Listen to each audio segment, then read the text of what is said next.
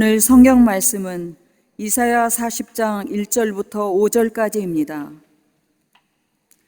너희의 하나님이 이르시되 너희는 위로하라, 내 백성을 위로하라. 너희는 예루살렘의 마음에 닿도록 말하며 그것에게 외치라. 그 노역의 때가 끝났고 그 죄악이 사함을 받았느니라. 그의 모든 죄로 말미암아 여호와의 손에서 벌을 배나 받았느니라 할지니라 하시니라. 외치는 자의 소리여 이르되 너희는 광야에서 여호와의 길을 예비하라. 사막에서 우리 하나님의 대로를 평탄하게 하라. 골짜기마다 도두어지며 산마다 언덕마다 낮아지며 고르지 아니한 곳이 평탄하게 되며 험한 곳이 평지가 될 것이요 여호와의 영광이 나타나고 모든 육체가 그것을 함께 보리라. 이는 여호와의 입이 말씀하셨느니라. 아멘.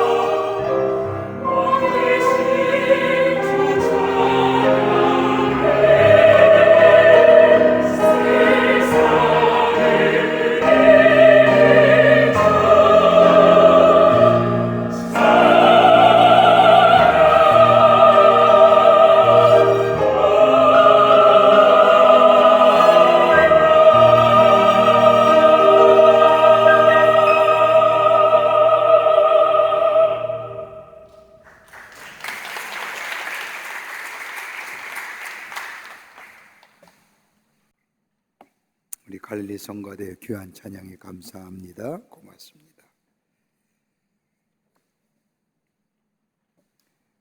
오늘 읽은 본문의 말씀은 하나님께서 이사야를 통하여 이스라엘 백성에게 전하신 예언의 말씀입니다. 하나님의 진노를 받아 바벨론으로부터의 세 차례의 공격을 받은 이스라엘, 예루살렘 성과 예루살렘의 성전은 완전히 파괴되어 버리고 맙니다. 안전하리라고 믿었던 예루살렘 성전까지 무너져 내리면서 하나님의 모든 것을 빼앗아가 버리는 비극을 겪으면서 비로소 이스라엘 백성들은 죄에 대한 하나님의 심판이 얼마나 무서운지를 알게 됩니다. 죄의 심판의 결과로 이스라엘 백성이 무려 70년 동안이나 바벨론 포로 생활을 하는 이 백성에게 하나님은 회복을 약속하시며 위로하십니다.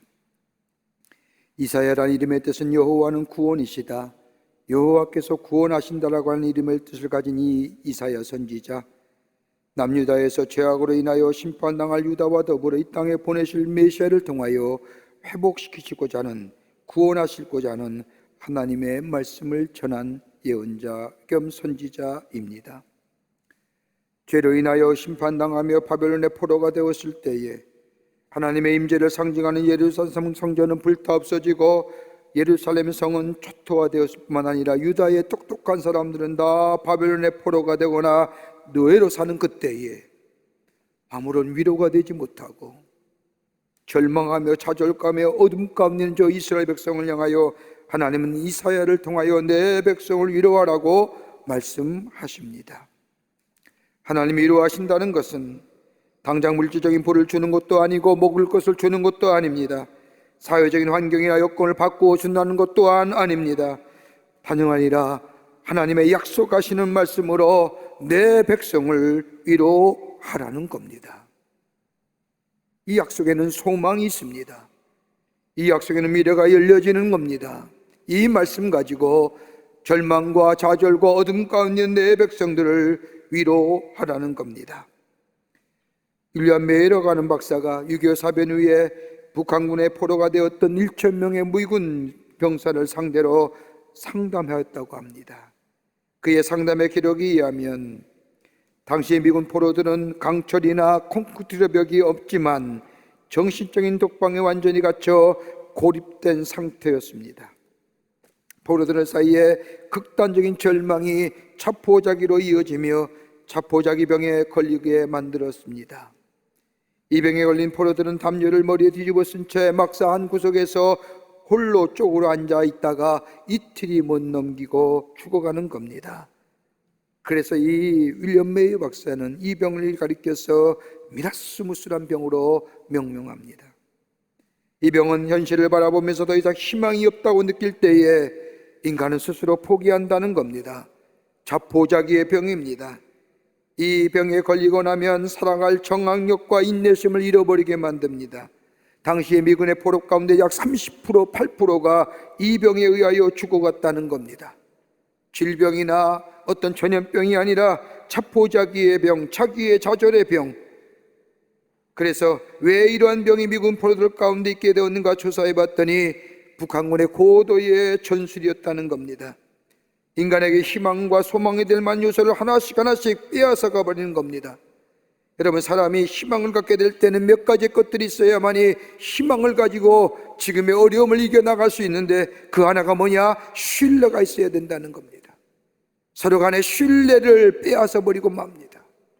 더 나아가 존중받는 마음이 있어야 지금의 어려움을 이겨서서 희망을 가지고 이겨나가는데, 서로 간에 존중하는 마음을 빼앗아 가려고,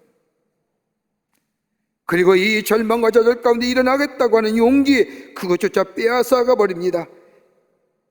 이것들이 있어야 희망이 있는 건데, 신뢰와 존중하는 마음과 용기를 하나씩 미군들의 포로들에게 빼앗아가는 순간 저들 사이에는 불신이 생기게 되고 서로 간에 무시하게 되며 자신의 비참함을 보게 만들어 더 이상 희망이 없게 만들고 자포자기에 빠져서 우리에게 내일이 없다고 얘기하며 죽어갔다는 겁니다. 여러분의 인생의 여정 가운데 내 마음을 깊이 아프게 하는 것이 뭘까요? 우리의 마음에 깊은 좌절과 절망, 아픔을 가져다 주는 것이 무엇일까요? 큰 사람이 아니라 사람으로 아픔과 절망을 갖기도 하고, 때로는 우리에게 처해진 환경과 역할을 인하여 깊은 좌절과 절망을 경험합니다. 이 절망과 좌절 가운데 일어서 새로운 용기와 힘을 가지고 새로운 미래를 향하여 나아갈 수 있는 힘의 원동력이 어디 있을까요? 다름이 아니라 위로함이 아닐까요?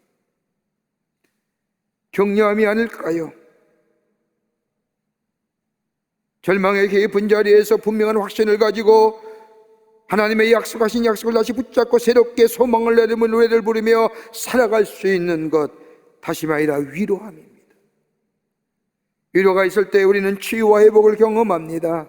위로가 있을 때 새로운 용기를 가질 수가 있습니다. 위로할 때에 우리의 마음에 새로운 자존감이 생기게 됩니다. 지금 우리는 나라의 안팎으로 참으로 어려운 시기를 보내고 있습니다.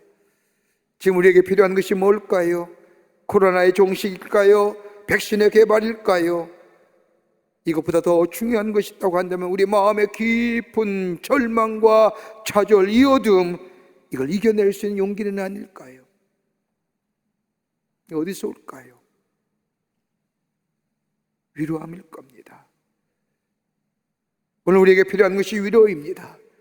저 바벨론의 70년의 포로 생활 가운데 절망과 좌절, 미래의 불확실성에서 마음의 깊은 마음의 병을 가진 저 이스라엘 백성을 향하여 하나님은 이사야에게 내 백성을 위로하라, 내 백성을 위로하라 라고 맺혔던 그 위로하심, 어떨 때 그 위로함이 우리 가운데 임할 수 있을까요? 오늘도 우리에게 위로가 필요할 터인데,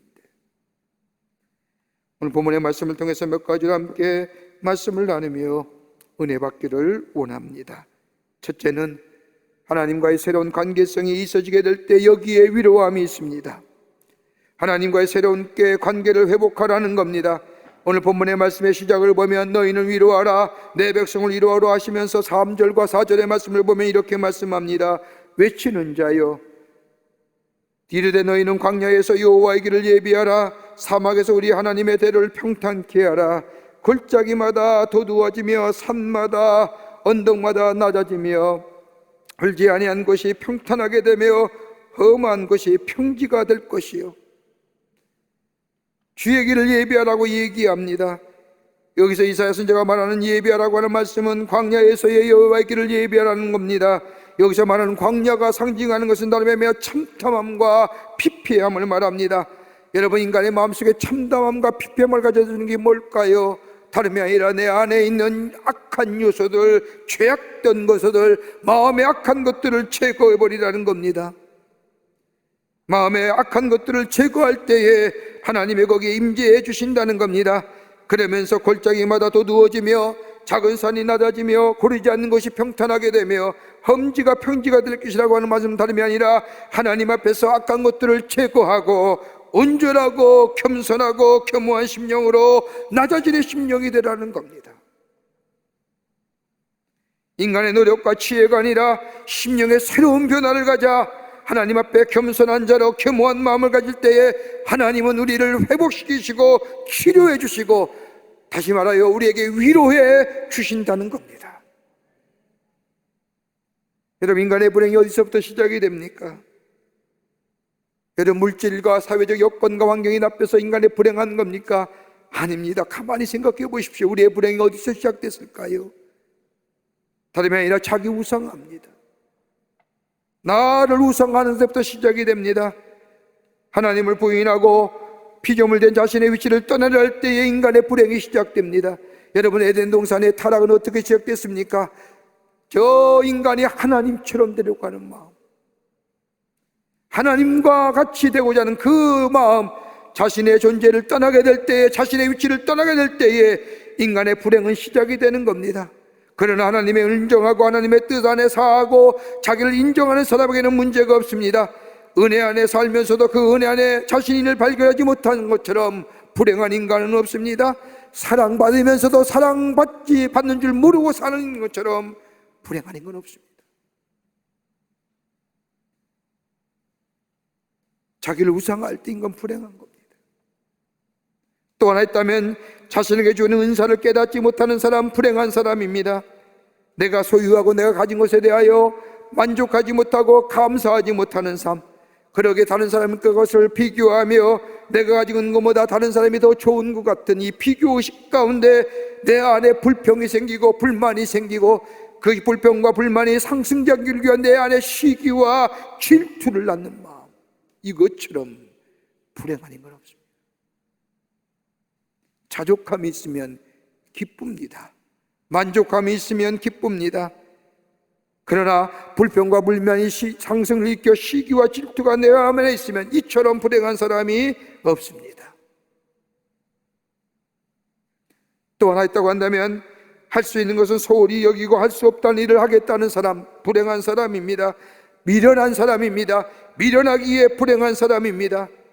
나의 나됨은 하나님 안에 있는데, 하나님의 거룩한 역사 안에 있는데, 하나님의 거룩하고 웅장한 역사 안에, 즉 하나님의 큰 뜻 안에 있는 나라는 작은 부분을 발견하지 못하고 할 수 없는 것을 하고자 하는 마음. 유다 백성이 그러했습니다. 저들은 하나님의 보호하심과 인도하심을 거절하며 자신들을 우상화했습니다. 자신들이 우상화되니 하나님의 존재라는 것은 저들 가운데 사라져버리고 말았습니다. 더 나아가 하나님의 주신 것들에 대하여 소중함을 몰랐습니다. 할 수 있는 것은 소홀히 여기며 할 수 없는 것을 대하여 하겠다 합니다. 이런 이스라엘 향하여 하나님의 진노의 심판을 내린 것이 바로 바벨론의 포로였습니다. 여러분 기억하세요. 우리의 인생의 삶, 내 노력이나 내 의지로 되어오는 것이 아닙니다. 우리가 누리는 물질의 풍요로움이나 그 밖의 것들 하나님이 우리에게 주시지 아니하면 우리가 가질 수 없는 것들입니다. 하나님의 은혜의 손에 의해 주어진 것이고 하나님의 강한 능력에 의하여 우리의 삶이 이루어지는 겁니다. 그러기에 우리의 인생에는 우연이라는 것이 없습니다. 우연이라는 사건은 하나도 없습니다. 내가 모르고 있을 뿐이지 필연적인 겁니다. 이런 이스라엘 백성을 향하여 이제는 너희의 때가 끝났다고 선포하라는 겁니다. 이제는 하나님의 저 신령한 심판의 과정이 끝났다고 이야기하라는 겁니다. 하나님과의 새로운 관계성, 마음의 악한 것들을 제거하고 하나님 앞에 겸손하고도 겸허한 마음 가지고 하나님이 나의 하나님이라고 인정하는 자, 저 시편 139편의 고백처럼 여호와께서 주께서 나를 감찰하시고 하셨나이다. 주께서 나의 앉고 일어섬을 하시며 나의 생각을 통촉하시며 나의 길과 눕는 것을 감찰하시며 나의 모든 행위를 익히 하시느니라고 고백하는 것처럼 내 인생의 모든 여정을 알고 계시는 하나님, 그 하나님이 나의 하나님이십니다.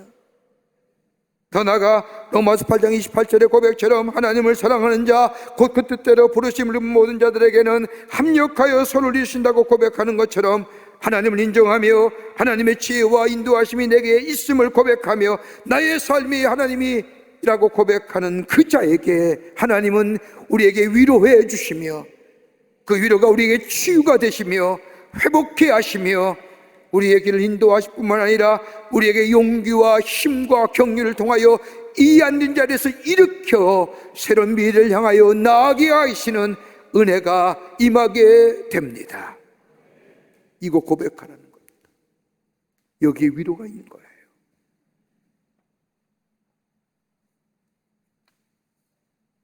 하나님의 바른 관계성에 우리의 위로가 되고 여기에 치유와 회복의 역사가 일어나게 됩니다.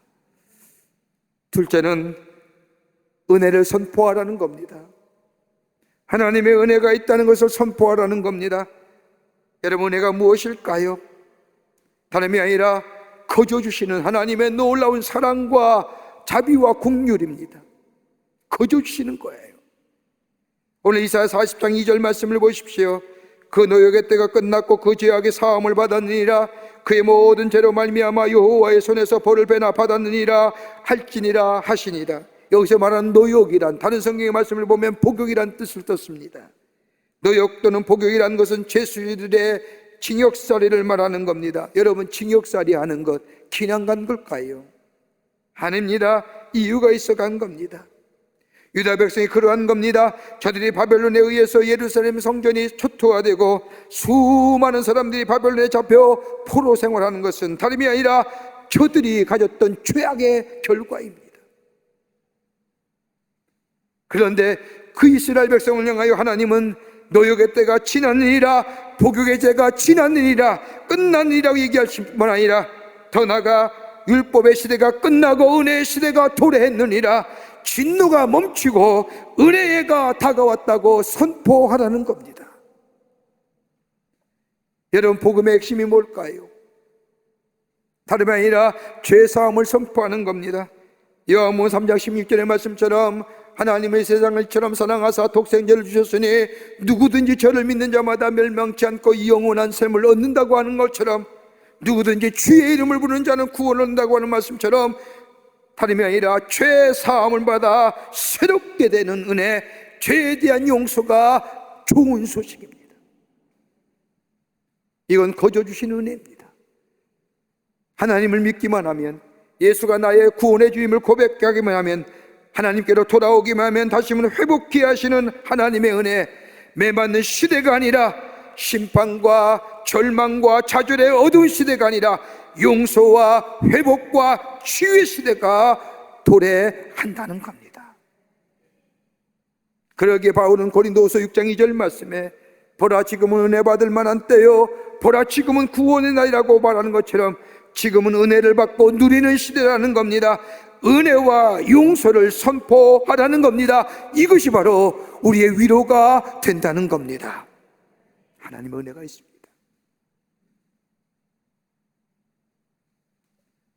어제 한 가정과 함께 저희 사무실에서 이야기를 나누면서 제가 얼마나 큰 은혜를 받았는지 모릅니다. 누구라고 말하면 쉽게 알 수 있는 분입니다. 지금까지 나라의 중책을 맡아 일하는데 얼마나 많은 이야기들이 들려오는지 가슴이 아파 견딜 수가 없었다는 겁니다.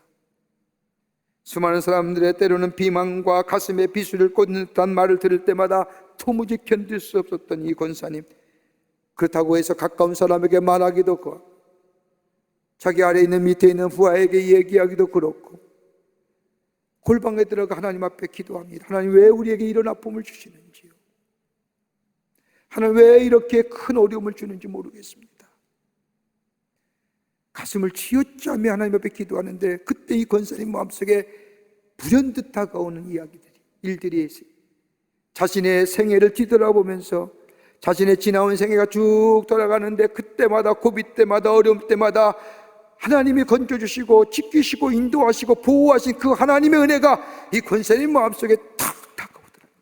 은혜. 그 은혜가 아니었으면 오늘 내가 여기 있었을까?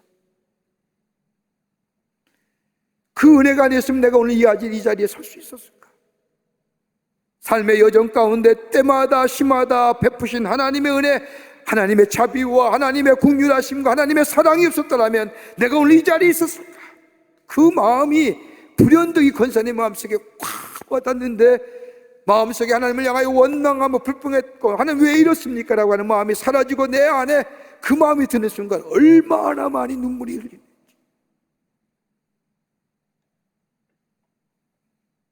거기에 감사가 있고, 거기에 감격이 있고, 그 은혜가 다가오매 위로하심이 있고, 내 안에 그 아픈 상처가 치유되고 회복된다.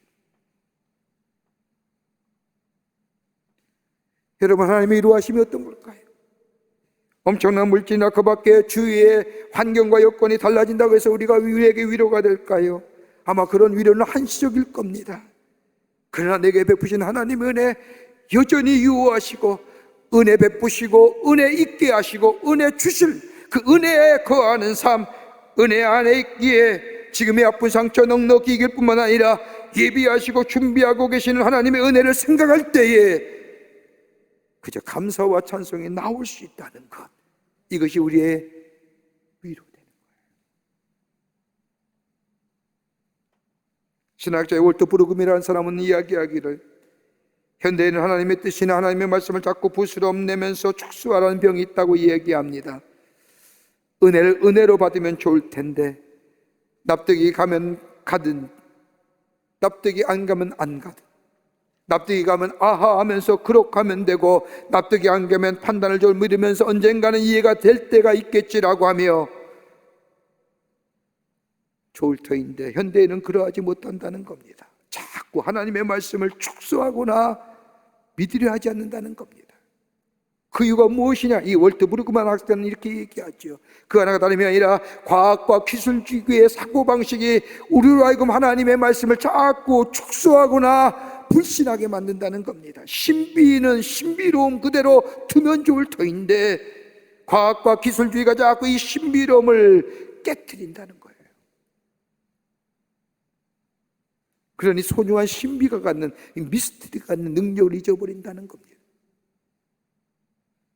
또 하나, 신뢰는 신뢰이고 확신은 확신인데, 다른 말하면 우리 안에 이 신뢰가 무너졌다는 겁니다. 확신이 사라졌다는 겁니다. 여러분, 신뢰가 무엇일까요? 여러분, 우리가 믿고 신뢰한다고 할 때 그 내용을 다 알고 믿고 신뢰합니까? 여러분, 확신이라고 하는 것, 내가 믿는다고 하는 것, 여러분, 과학적인 지식에 근거한 겁니까? 뭐 이렇게 얘기하면 철학적 명제를 얘기하는 것 같지만, 쉽게 얘기하면 여러분, 가까운 아내와 남편 믿을만 합니까? 믿을 만한 내용과 믿을 만한 증거가 있습니까? 없잖아요. 과학적인 근거와 지식 가지고 믿는 거 아니잖아요. 여러분, 신뢰해야만이 확실할 수 있는 겁니다. 신뢰라고 하는 것이 우리의 경험에서 나오는 것이 아닙니다. 그러기에 이 확실성을 갖기 위해서 얼마나 애를 쓰는지 모릅니다. 여러분, 신앙도 마찬가지예요. 하나님을 신뢰해야 하나님의 계심을 확신할 수 있는 거예요. 떠나올 때 부르고만은 이렇게 얘기합니다. 질보다 양을 추구하는 풍조 때문이라는 겁니다. 여기에 성과주의가 나오고 여기에 결과주의가 나오고 결과지상주의가 만들어낸다는 겁니다. 은혜는 은혜로 있음을 믿고 그 안에 거할 때에 그 은혜가 내게 은혜가 되며 그 은혜가 내게 위로가 되는 거예요.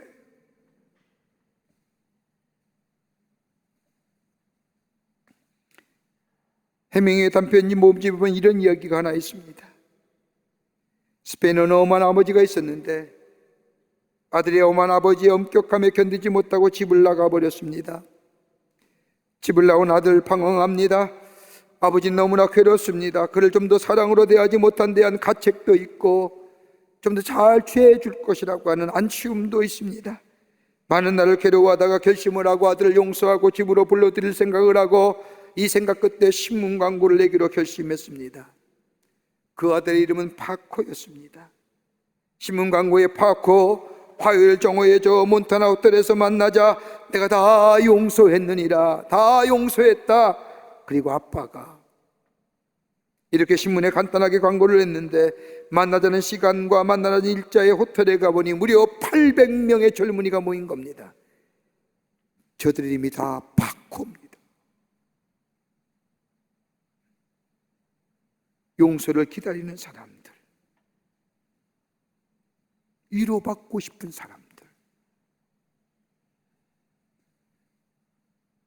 하나님의 진노와 심판 가운데 바벨론의 포로 자용하고 있는 저 이스라엘 백성을 향하여 하나님은 이스라엘을 통하여 내 백성을 위로하라, 다름이 아니라 이제는 심판과 진노의 시대가 끝나느니라, 율법의 시대가 끝나느니라, 이제는 은혜의 시간,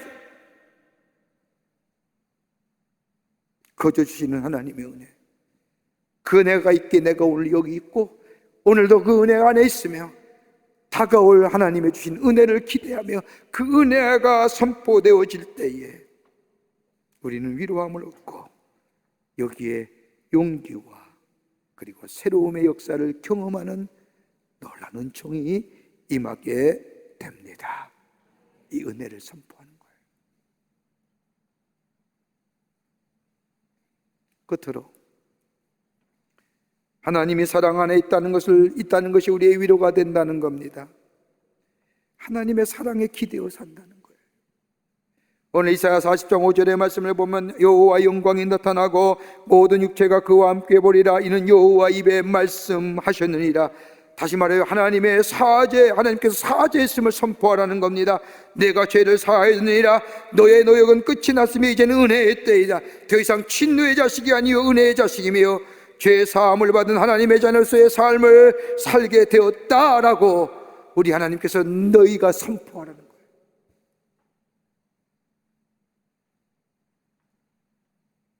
왜요? 우리를 사랑하시기에. 이 사랑이 우리의 위로가 된다는 겁니다. 하나님의 사랑 안에 있다는 사실이 우리에게 큰 위로가 된다는 겁니다. 여러분, 최고의 사랑은 용서이고 최고의 은혜는 죄의 용서입니다. 여러분, 그러기에 고린도후서 1장 5절의 말씀을 보세요. 그리스도의 고난이 우리에게 넘친 것 같이 우리가 받는 위로도 그리스도로 말미암아 넘치는도다. 우리의 위로가 어디서요? 그리스도의 고난 통해서요. 십자가의 그 고난을 통해서요. 예수님이 당하신 그 십자가의 고난, 그 십자가의 고난을 넉넉히 승리케 했던 이유가 뭘까요? 그 고독, 그 아픔, 그 험한 십자가, 다름이 아니라 우리를 향하는 하나님의 사랑, 우리를 사랑하시기, 그 하나님의 사랑을 생각할 때에 우리의 위로가 된다는 겁니다. 그러기에 십자가를 바라볼 때마다 하나님의 사랑이 나타난 바 되고 하나님의 위로하심이 내게 임하게 된다는 겁니다. 여러분, 우리 인생의 여정을 살펴보면 우리 인생의 이 기쁜 긴 시간 속에 이 시간만큼 내 인생의 여정 곳에 없었으면 하는 시간이 있을 겁니다.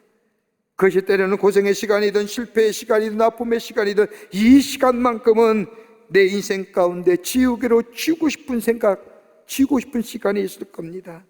그런데 내가 하나님의 사랑 안에 거하고 보니, 하나님의 은혜 안에 거하고 보니 그때는 그것이 의미 없어 보였고 그 시간만큼은 내 인생의 긴 시간 속에서 사라졌으면 하는데 하나님의 사랑 안에 있다 보니 그때의 그 시간이 없었더라면, 그 아픔이나 그 고통의 긴 시간이 없었더라면 이만큼 내가 성숙해질 수 있을까? 더 나아가 하나님의 사랑이 안에 계셨더라면 내가 하나님의 사랑으로 이만큼 설 수 있었을까? 그 하나님의 사랑이 있었기에 내가 이만큼 성숙해졌고 내가 이렇게 설 수 있었던 것, 이것이 하나님의 사랑이 내 삶의 원동력이 되었음을 고백하게 됩니다. 여러분, 다윗의 모습을 보세요. 다른 형제들은 사무엘 앞에 서서 기름을 부음받기 위해서 사무엘 앞에 서 있을 때 다윗은 밖에 나가 아버지의 양떼를 칩니다. 그런 다윗을 부르다가 사무엘의 기름을 부어서 하나님의 종으로 세웁니다. 그래 후에 무려 24년 동안, 긴 시간 동안 원치 않는 일과 사람들을 인하여 고통과 아픔을 당합니다. 그 어떤 사람도 그 긴 시간 동안 고통과 아픔을 당한다면 쉽게 포기하고 좌절할 수 있을 터인데 다윗은 그러하지 않았습니다. 하나님의 약속하심을 믿었습니다. 때마다 시마다 도우신 하나님의 은혜를 경험했습니다. 하나님의 사랑을 통하여 위로하시는 하나님의 손길을 체험하면서 인내해 갈 때에 마침내 이스라엘 왕이 되어 이스라엘을 다스립니다. 그러면서 그는 생각합니다. 그때 하나님의 도우심과 위로하심 없었더라면, 그때 하나님이 나의 산성과 반석이 되어주지 않으셨더라면, 하나님의 사랑 속에 담겨진 하나님의 위로함이 없었더라면 오늘 내가 여기 서 있었을까? 하나님의 사랑이 내가 있었기에 그 사랑 안에 기대어 살았기에 나로 하여금 좀 더 성숙하게 만들어 주었고 하나님만 의지하게 만들어 줄 뿐만 아니라 그때의 아픔과 고통 가운데 있었기에 오늘 이 이스라엘 백성의 아픔과 고통을 이해하실 뿐만 아니라 하나님의 사랑이 있었음을 고백하며 증거할 수 있었던 나의 모습, 그러게 시편의 고백을 들으면 줄줄이 그 고백들이 나오는 것을 보게 됩니다. 그러게 이스라엘 백성을 향한 이사야 선지자의 백성들, 다름이 아니라 하나님의 사랑 안에 기대어라는 겁니다. 그럴 때 그것이 위로가 된다는 겁니다. 무려 70년의 긴 포로 생활을 보내면서 저들에게 깨달은 것은 하나님만 의지할 뿐만 아니라 하나님의 의지할 뿐만 아니라 하나님의 사랑 안에 기대어 살 때에 여기에 위로와 여기에 회복의 역사가 있음을 고백하며 이사야를 통하여 이 위로하심을 선포하라는 겁니다. 하나님의 사랑 안에 있을 때에 그 사랑이 우리에게 위로가 됩니다. 그 사랑 안에 기대어 살 때 그 하나님이 우리의 삶을 인도해 줍니다. 이것이 바로 주님의 위로하심입니다. 유대인들에게는 중요한 진리를 가르치기 위해서 우화로 담은 탈무드라고 하는 집이 있습니다. 교훈과 책망과 귀한 진리가 담은 책입니다. 그 책에 보면 이런 이야기 하나 있습니다. 하나님 우주를 창조하시기 전에 천사들을 창조하시고 난 후에 천사들과 대화합니다. 하나님 첫 번째 천사인 의의 천사를 불러서 이렇게 이야기합니다. 야, 내가 세상을 창조하고 그 세상 속에서 다 으뜸되는 피조물을, 인간을 창조하라는데 어떻게 생각하느냐라고 의의 천사에게 묻자 의의 천사가 대답하기를 하나님 안 됩니다. 인간 창조하면 안 됩니다. 인간을 창조하는 순간 이 세상을 불의로 덮일 겁니다. 그래. 하나님 두 번째 천사인 거룩의 천사를 불러서 의의 천사와 똑같은 질문을 합니다. 야, 내가 세상을 창조하고 참 좋았는데 그 가운데 으뜸인 인간을 창조하려고 하는데 너 어떻게 생각하느냐 이야기하자 이 거룩의 천사가 하나님 안 됩니다. 인간을 창조해서는 아니 됩니다. 인간들이 이 세상을 더러움으로 가득 채워넣을 겁니다. 하나님은 세 번째 천사인 빛의 천사를 불러 똑같은 질문을 합니다. 그자 빛의 천사도 하나님 절대로 인간을 창조하셔는 아니 됩니다. 인간들이 이 세상을 어두움으로 만들 겁니다. 하나님 마지막 천사인 국률의 천사를 불러서 내가 인간을 창조하려고 하는데 넌 어떻게 생각하느냐 이야기하자 국률의 천사는 다른 천사와 다른 이야기합니다. 하나님 인간 창조하셔야 됩니다. 하나님께서 인간을 창조하시면 이 세상은 불의해지고 더러워지고 어둠에 잠길지는 모르지만 그러나 이 불의와 더러움과 어둠 속에 있는 인간들에게 하나님의 사랑이, 하나님의 인도하심이, 하나님의 은혜가 저들 가운데 드러나게 될 때에 저들은 하나님의 사랑을 이야기할 겁니다. 저 불의와 더러움과 어둠 가운데 구원해 주시는 그 하나님의 사랑, 그래서 나는 선한 자, 나는 빛의 자, 나는 거룩한 자 되었다고 그 하나님의 사랑을 증거할 겁니다. 그러기에 하나님이 창조하셔야 돼요. 그들은 새로워질 것이고요. 하나님께 기대어 사는, 하나님의 사랑 안에 기대어 사는 사람들, 저들은 다른 사람을 하나님의 사랑으로 인도해 낼 겁니다. 그리고 그 하나님의 사랑이 우리를 포기하지 아니하시고 돌보시고 인도하심을 저들에게 전할 겁니다. 사랑하는 성도 여러분, 참 위로가 어디 있을까요? 마치 지금 이 어두운 터널을 지나는 것처럼 도무지 가늠하기 없는 이때에 우리의 위로가 되어주는 것이 무엇일까요? 코로나의 종식, 백신, 우리의 마음속에 가지고 있는 깊은 절망과 어두움과 상처는요,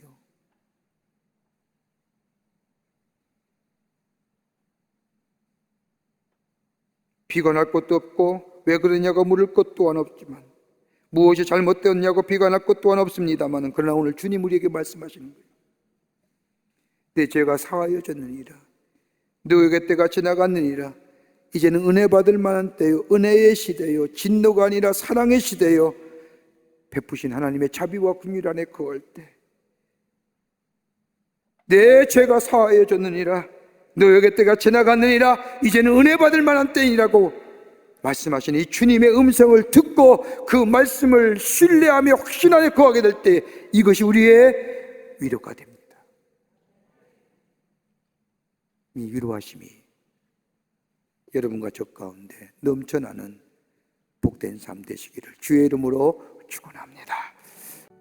우리를 구원하시기 위해서 하늘 보좌를 버리시고 인간의 몸을 입으셔서 이 땅에 오시어 십자가에 돌아가셔 우리를 구원해 주신 우리 구주 예수 그리스도의 크신 은혜와 하나밖에 없는 당신의 아들 이 땅에 보내주셔서 십자가에 달려 죽게 하심으로 우리를 향한 하나님의 사랑을 보여주신 그 놀라우신 사랑하심, 우리 안에 내재하시며 역사하시며 동행하시는 성령님의 놀라운 능력의 역사가 거룩한 주의 날 주의 전에 올라와 하나님 앞에 예배 드리고 또 피차 아버지 하나님이여 올 수 없어서 가정에서 구별되고 성별된 시간과 장소에 예배 드리는 당신의 거룩한 백성들과 방송 매체를 통하 이 거룩한 예배에 참석한 당신의 거룩한 백성들 위해 주께서 지금으로부터 영원토록 함께 하시기를 간절히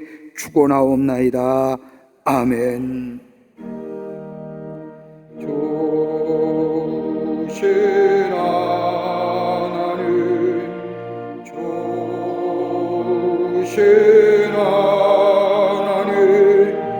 저